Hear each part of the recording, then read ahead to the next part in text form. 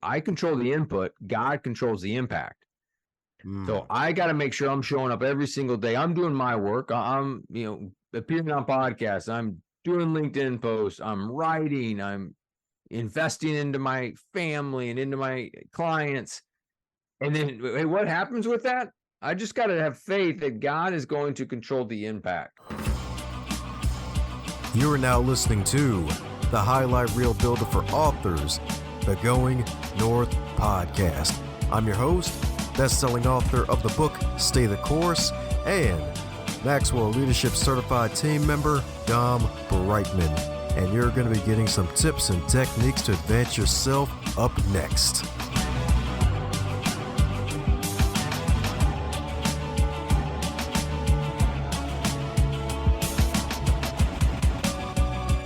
Another episode, another review to highlight, and this one comes from Stan the Man McCloskey indeed, and his review is titled Health Food for the Brain, and it's a 5-star review, and it reads, I've been a fan of the Going North podcast, aka GMP, since the beginning, and now with 300 plus episodes available, there's something for everyone. During my daily commute, I have found the value of the educational content that is hosted on the GMP for allowing me to feed my brain healthy nutritional food instead of junk food. If you're an author, you need to reach out to Dom Brightmon and ask to be on the GMP. He accommodates authors from various genres, and he's willing to listen to the author and let the author tell their story. As an author of Divorce is Worse Than Death, he worked with me to let me tell my story. His professionalism is commendable, and his personality is infectious. Dom shared my Going North podcast interview with 20 plus podcasting platforms for maximum exposure, allowing listeners to enjoy my interview from their favorite podcast app. Thanks a bunch, Stan, for leaving that great review, my friend. Thanks for being a big supporter, and you will always be a 10-star out of 5-star individual, my friend. So keep being super special, awesome indeed. Now let's get on with today's episode. And today on the Highlight Reel Builder for Authors, known as GMP, the Great, Glorious, and Glamorous, it's the Going North podcast. We got another super special, awesome human for you today, courtesy of my good buddy, Pastor Bob Thibodeau of the Kingdom Crossroads podcast. That's right, indeed, the KCR Fabulosity, baby. And today, he's hooked me up with one heck of a super special, awesome guest because he's a fellow bookcaster, y'all, because he's not only written and published books of his own, but he's also got another podcast of his own too. And he is a father, a husband, entrepreneur, and a certified leadership development coach. So let's give it up for the double C himself, the one and only Cory Carlson. Thank you, man. What a good one. Man, that's high energy. I love it. Thank you, Dom. Appreciate it. Oh yeah, definitely. Usually the best part of the show before the rabbit holes appear. That's right. Might as well just stop now. So my goodness, the good and bad part about intros is that they're not allowed to be 97 days long, and I probably only covered 9 minutes of who is the wonderful Cory, the champ himself. So mind filling in any cavities I may have missed about you with your backstory since it's your first time on the show? For me, it's my story is just one about, making mistakes, learning, trying to get better, and then doing what I can to just share where I've stumbled, where I've fallen. And so I started out, I'm a corporate America guy, got a civil engineering degree, and then ended up being in sales my whole career. And then I just hit this moment where I needed help. And I was working all the time, computer on my lap, managing people older than me. I'd even leapfrog my boss and was managing him. So I just needed some help. And I talked to my boss, who I loved, and he just said, get an executive coach. I've always had one. So I ended up getting an executive coach just about 9 years ago, and it changed my life. I know it sounds extreme, but one, it changed my life. It's now what I do for a living. But it also changed my life because I just, I got another perspective to look at how I was going about my life. And so I just became a better father, a better husband, better leader.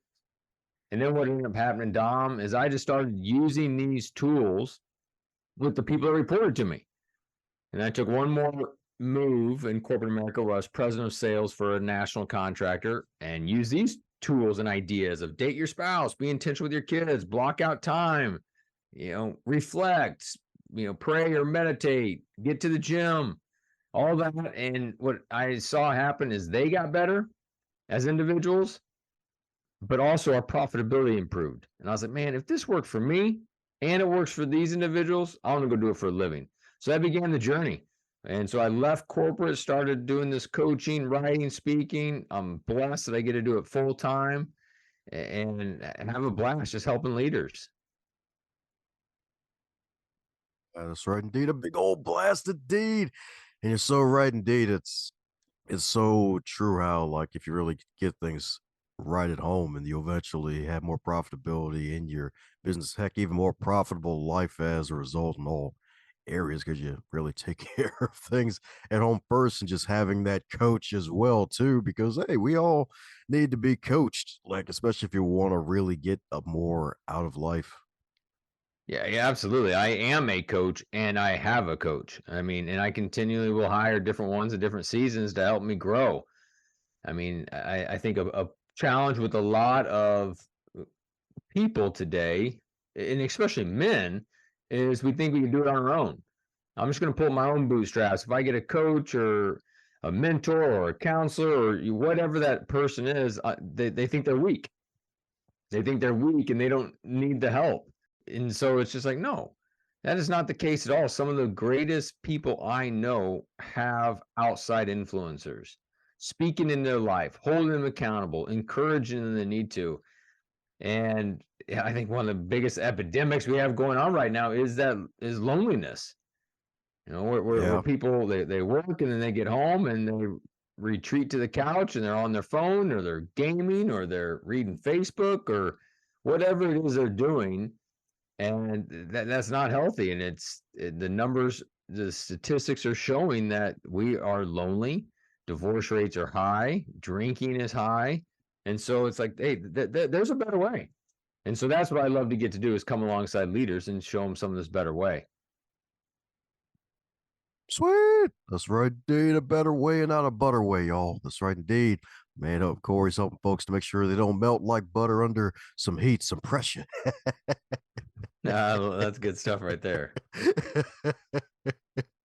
So my goodness, man. So how was that transition basically from basically executive world and sales leader and top of your organization to becoming a executive coach? Like how was that transition? Because I know there's some folks who listen to the show, they'll be like, man, I want to maybe one day be a coach of my own to make that transition. And sometimes the process can be a little more difficult than what you may see folks put out there. They kind of romanticize it. Yeah, and I mean, I'm on all platforms, social media. It's Cory Carlson, and I'm true to the ups and downs of what I experience. I'm not just going to say it's all it's all fancy. I mean, there's some hard days. The second book I just wrote is called Rise and Go, and it's because I got knocked down in 2020. I lost 35% of my revenue right when I decided to go all into coaching. Here comes the thing we all know called COVID, and it messed things up. I was knocked down. I was down and out. So I put together some things that helped me to get out of that rut. And so, anyways, that book, The Rise and Go, is a resource to help leaders who get knocked down from doubt, defeat, discouragement, whatever the case may be that leading families and teams are. But that transition, as you mentioned, I mean, it was hard. I mean, there was identity tied to being a president of sales. There was identity tied to how much money I was making. And then to go down to basically the bottom to be a starting out coach with 0 books, with 0 followers, with kind of all of those and start, that was hard. And so I think for anyone who's going to take that step, it's one, we can't tie our identity to temporary things. You can't tie your identity to a job title. You can't tie your identity to having the corner office. You can't tie your identity to the size of your house because all those things can change. And when they do change, if your identity's been in those temporary things, you're just going to come crashing down. And so I had been kind of wrestling with that before the move took place. So I was a little bit more prepared than maybe my old self would have been. And that's one thing. And then it was just like, even from then to this day, I've got to be careful of that healthy balance of not letting the nose hurt too bad, or that post doesn't go viral, or this podcast doesn't go viral, but still keep showing up.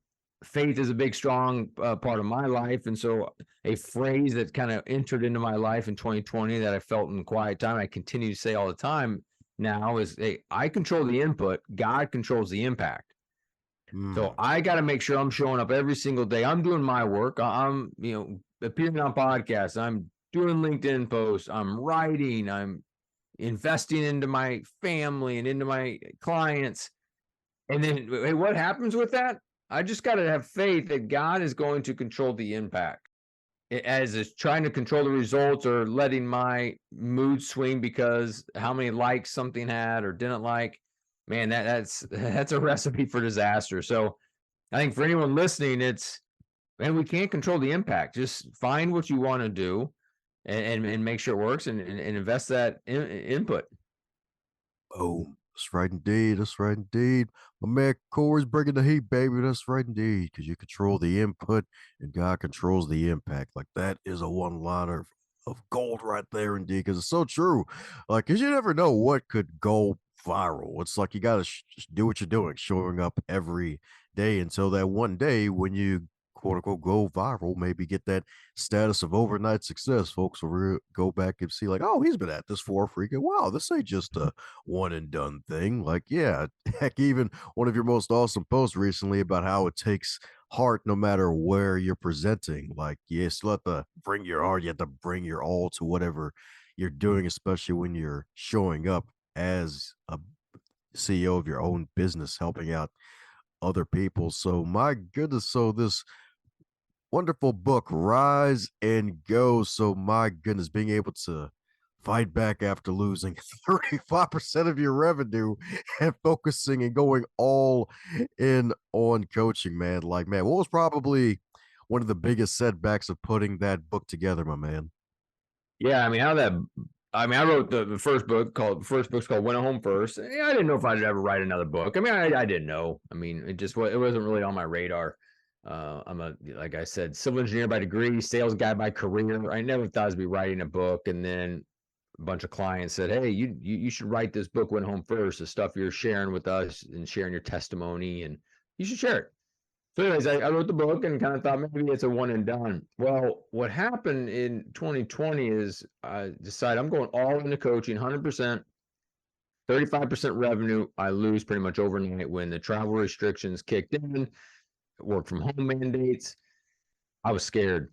I was basically in this office right here that we're, doing our recording with, and I didn't know what was happening. I got 3 kids, and what's going to happen with college? If I've lost the 35%, what's going to happen to the other 65%? I mean, is it, what in the world could possibly happen? And maybe I'm going to lose out on this whole coaching, but I can't go back into corporate probably because they're firing people because of COVID. So it's just like I was always scared. So what ended up happening is over the course of a few weeks and even some months where I just got pointed to different scriptures that were helpful. I had guests on my podcast that had incredible stories of resilience. And I just got kind of these different inspirational nuggets. And so I started kind of putting them together to help me kind of get out of this rut. And whatever, some of those verses would be, we could even talk about any of those things that were impactful. But as I put those together to help me get up, I would end up being on a call with a client that day and they'd be wrestling with something. And I'd say, hey, let me share this with you. I was thinking about this morning, or I blogged about this morning, and they'd be like, oh man, this is so helpful. So what happened is I ended up putting together, it ends up being 20 chapters, 10 chapters help you get up with confidence. I'm sorry, to get up with courage, and then 10 chapters help you move forward with confidence. So I put this together kind of for myself. It then gets battle tested through my clients. And then I was like, this needs to be a book to go out to the masses. So that's what happened. But basically writing this book was basically a selfish endeavor for me to get up, and when it worked and I shared it with others that worked with them, that's how it all became a book. Oh, that's what I'm talking about, indeed.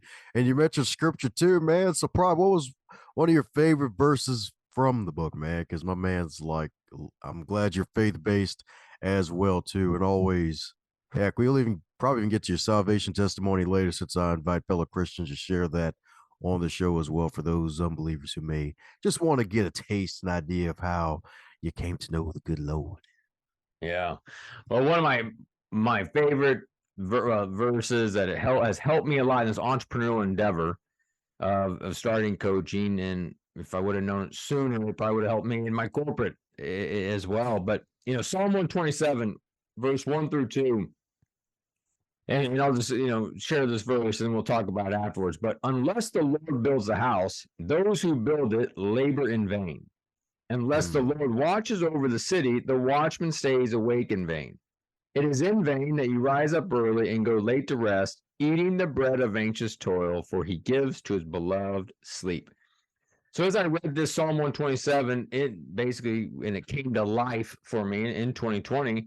As I'm reading that, I'm like, wait, God's got the night shift of my business. I mean, it doesn't necessarily, say all those exact same things. And yes, I get it. He's got the day shift too. He's got every shift. He's always working. But as I was reading this and processing it, if I work hard, let's just call from 8 to 5, if I work hard from 8 to 5, bust my tail off, I'm doing all things for my business I need to do. I'm doing the business development, I'm doing the writing, I'm doing presentations, I'm coaching. If I'm doing all those things, I have to have faith that I've put in the work. I can stop at 5, close my computer, put my phone down, be present with my kids. I could go to the gym in the morning. I can go for a run. I can watch a show with my family. I can sit around the family dinner table. All those things can take place because I have faith that God's got the night shift and I don't have to be working 24/7. I can go to sleep at night and not be anxious or worrisome about what tomorrow could bring. Or if I'm having a bad week in revenue or a bad month in revenue, I don't have to be stressing about, well, what's the next month and the next month? I can believe, hey, God's got the night shift. As I'm not working, there's maybe people having some conversations. Hey, we need to hire a speaker. Maybe we should hire this Cory guy. Or, hey, we need to get a coach. Maybe I should hire Cory. But all of us listening, we need to have faith that, hey, we work hard. Let's get our job done. But we then can take a rest. And we don't need to be the one that gets up early and then late to rest. And we think it's all on us. I think that's where we get in trouble, is when we think it's all on us.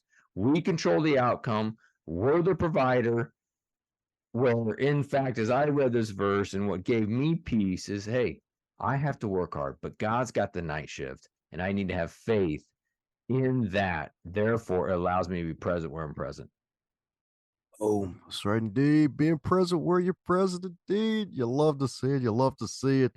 That's right indeed. That is some good faith right there. And I love that you explained it that way because it sounds so beautiful. It's like, hey, God's got the night shift, because you're so right. It's like, hey, we got to put in the work, but there's going to be times where, like, you may feel like you're getting nothing done, but God's got the night shift where it's like, hey, your name is in the mouths of others who are having good conversation about you and your business and what you do, where it may show up later unexpectedly. It's like, wow. And it's like all that body of work you put out there and all that you've done. It's like, oh, wow, it's actually finally paying off, because it's like you focused on letting God having the night shift in that way, man. Like, definitely love it, man. So, how'd you become a man of faith, man? How was that journey for you? Well, I blessed to grow up in a Christian home. Grew up in a Christian home. Awesome family, awesome parents. Modeled a lot of things very, very well for me. And so came, Christ at a young age, and did the high school youth groups, and I went to Amy Grant concert, went to a Michael W. Smith concert. I did those things, and all good. Went to college, did my share of partying, but also, went to Campus Crusade for Christ sometimes. And, so a little bit of all that. But my big faith journey really started in my 20s, where I was working, and it became my identity. It's why I talk a lot about identity, because I wrestled with that, and going to my job for my joy and for my satisfaction and for my identity and value, worth, all those things. I was going to the civil engineering job for that. And when that wasn't fulfilling, even though they were trying their hardest, they knew I was ambitious, aggressive, early, young guy in my 20s. They put me in some programs to, try to kind of, get me to chill out a little bit, some leadership development programs. I remember they put me in this one. There's all 30 and 40-year-old folks in that, except me. I was the youngest in there. And so they were doing their part. It wasn't on them. This was my problem. This is a me thing. So what ends up, kind of transpiring is I'm taking my identity, my value, my worth to my job. It's not fulfilling. It's not fulfilling that void in my heart that I sooner or later find out only God can fill. But I'm taking that to my job. It's not working in that to fill it. I then take my questions of who I am as a man and my value to my wife, which is also an incorrect place to take it. We can't take our value or identity to another human being. I mean, they got bad days. They're broken just like we're broken. They're sinful just like we're sinful. So that didn't work. Well, then I had this great idea to then take my identity to maybe another woman. Maybe that'd be a smart thing. Well, that was a stupid idea. Never do that one. So I ended up having an affair, which I come clean of it a few years later. Few years later, I come clean of it. I'm now living in Denver at that time, and I all of a sudden get surrounded by some cool Christian guys. My wife's like, "Hey, we need to start going to church," and it's like, "Oh man, I didn't want to go to church. I had skeletons in my closet." But I was like, "Hey, I'll go." So as I started going to church, I meet these great Christian men who were broken. Right? They had their issues. They didn't like they had some challenges with their boss or their spouse or maybe porn or whatever it could be, but they were trying to get better. They were trying to go closer to Jesus and all of that. And it was cool. And this is happening, I'm like, man, I've always saw this perfect Christian guy with the veneer. My life's perfect. My marriage is perfect. I'm living in my purpose. Life's amazing. And when I knew that wasn't me, I didn't have a place to go, but I started seeing these real people who love Jesus and were trying to align their life with them. And it's awesome. So that's how God used them to soften my heart. And one particular night while I'm in Denver in a small group setting, I just have this, kind of incredible God encounter that I need to come clean of my affair, which I did. And it was not cupcakes and balloons at the Carlson household when that happened. I mean, it was, yelling and doors slammed and just all kinds of hard stuff, which, and rightfully so, because I was a jerk.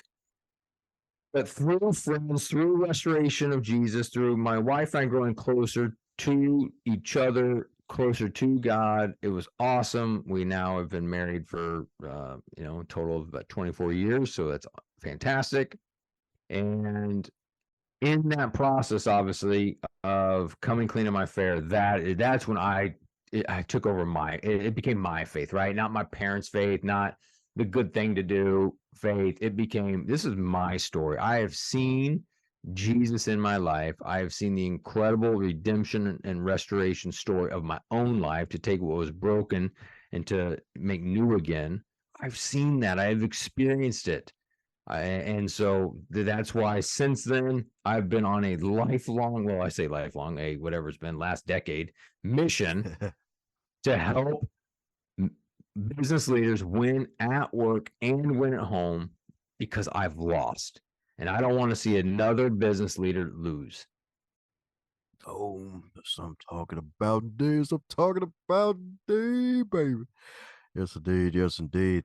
And it's definitely good that the faith became real to you and real for you at that time, too. So that way you can actually own your faith and actually work on your own salvation like that. And even coming clean with your wife, because some folks probably would have been like, you know what? I think I'm going to keep this hidden for like ever till we're dead. Like, I ain't telling nobody this one. And it's like, all right, it's time to pull out the cojones and actually come clean.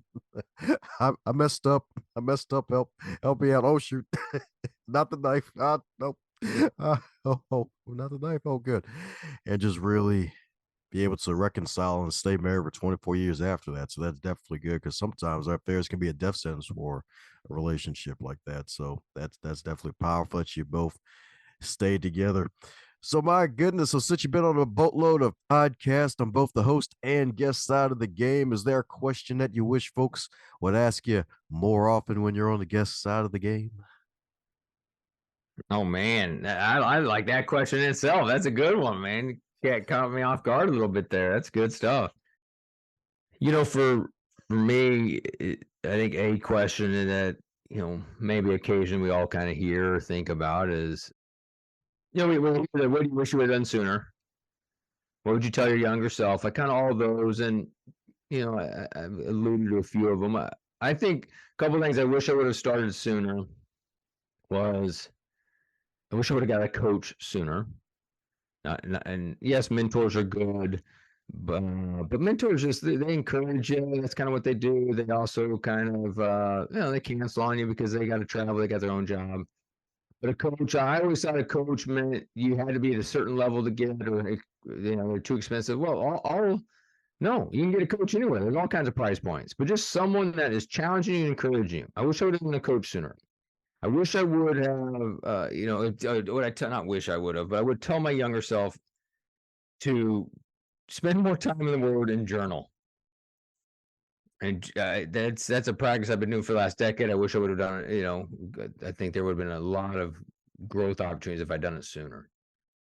So if you're listening, then it's find time for solitude, find time to journal, find time to spend time in scripture if that's your thing. If not, find something else to read. But we are so busy running and doing and never just sitting and abiding.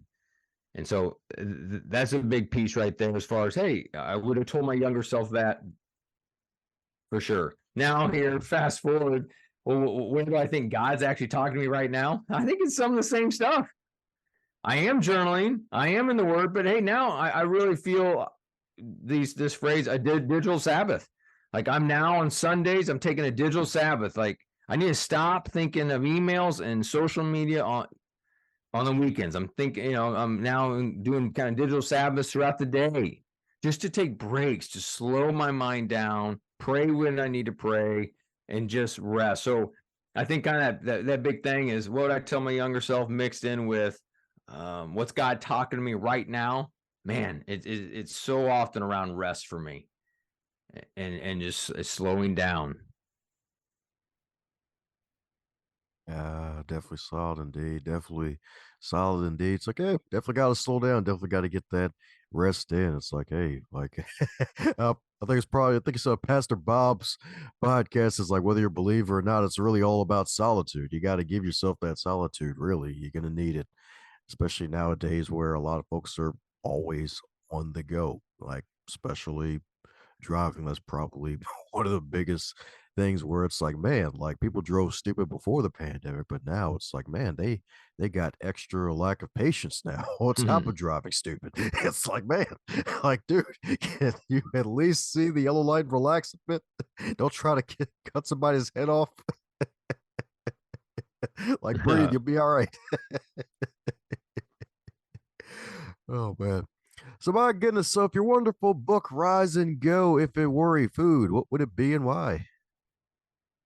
It would be I just talked to my wife about and not even basically I do this powdery kind of juice in the morning. I think it'd be that because it gives you energy. It gets you moving forward. It literally helps you rise and go. I mean, so yeah, maybe it's got a little caffeine in it. It's something that kind of gets you going and moving in the right direction. It's not going to be some big old heavy cheeseburger that drags you down, makes you sleepy, or a big. I love chimichangas, but it's not going to be one of those because you get sleepy. But it's going to be something that gives you life, gives you energy to keep on going. Sweet. There we go. Let's try the power drink in the morning, baby. That Rise and Go. That's right indeed. That's right indeed. That Rise and Go. That's right indeed. That sunrise swag ahoy. That's right indeed. Well, we're coming down to a magical question. You kind of answered part of it before with the younger self. So now I got to switch it up for you. So 100 years from now, long after you're gone, since you're all about legacy, I know you talked about that and went it home first, that you're all about legacy. 100 years from now, when folks look up things about your life, what do you hope that they find? I actually really am loving the phrase "went it home first." It is, it was a phrase that came into my life by accident.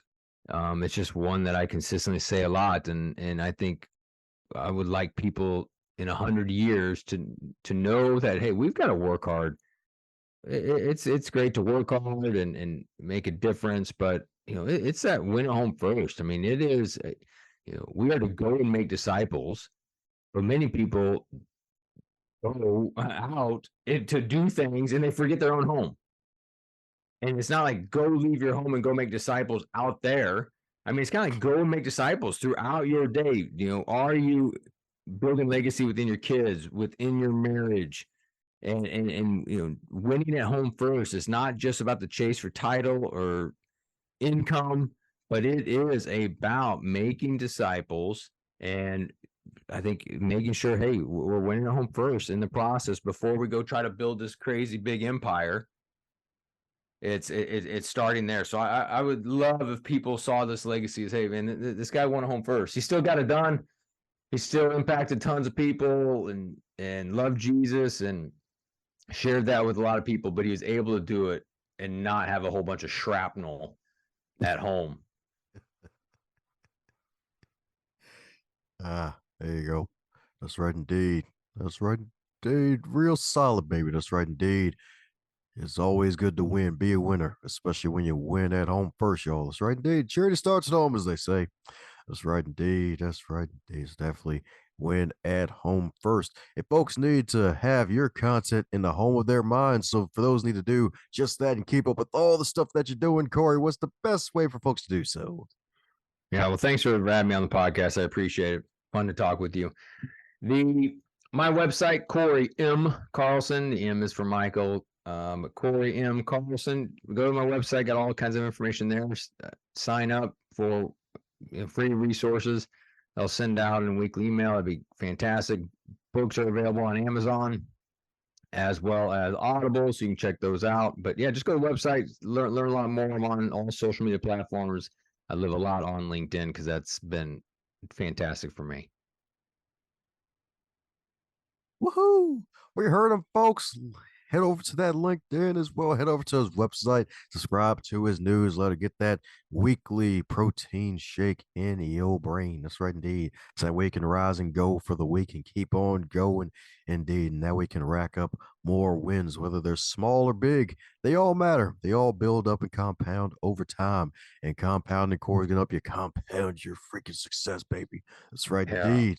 That's right, indeed. Hey, Dom, my email is Cory@CoryMCarlson.com. And if any listeners are hearing this, and just I'd love to bless your audience. If anyone wants to send me an email, I'd love to hop on the phone 30 minutes and just almost do a free coaching session, free strategy session, just kind of chat and see where it goes from there. Even if it's nothing other than 30 minutes, just to kind of bless somebody, get them moving off maybe a point that they are stuck. I'd love to do that. So Cory@CoryMCarlson.com, and love to do a free 30-minute session. Just reference this podcast, please. Woohoo! There you go. A double blessing, baby. That's right, indeed. A double blessing from the double C. That's right. Reach out. Get that. Let's do it. It's my new tagline. Come on. There you go. You heard it here first, baby. That's right, indeed. Snag that session. Half hour. I'm telling you. That's right, indeed. It'll be sweet tea and lemonade. It just won't be lemonade or sweet tea. That's right, indeed. So any parting words before we close up shop? No, thank you very much. All I'd encourage anyone to say is, if something's stuck in your life, marriage, your parenting, your job, it can totally change. You can, with some intentionality, you can make movement on anything going on in your life. So don't accept what is broken.